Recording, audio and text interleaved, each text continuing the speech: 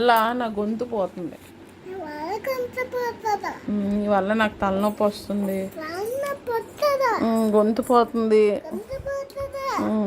Duty చేసుకోలేకపోతున్నాను. తినేస్తున్నావు రాక్షసు పిల్లవి.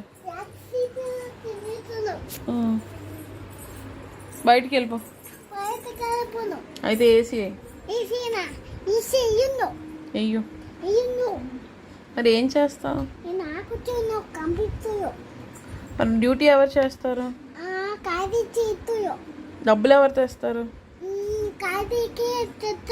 ఎవరు ఎవరు తెస్తారు?